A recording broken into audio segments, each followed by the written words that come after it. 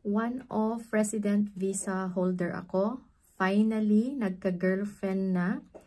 Wala pa kaming documents. Pwede ba akong magpa-assist na sa SDH para matulungan kami at mai-guide sa visa application ng girlfriend ko?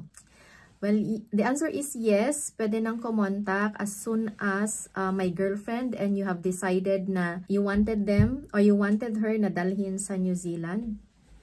In this way, mag-guide namin kayo kung ano yung mga kailangan gawin para ma-meet yung documentation required. Ang kagandahan nito, we have a new program, especially for cases like you, where we will be guiding you from the start ng relationship hanggang sa makuha ang residence visa ni girlfriend.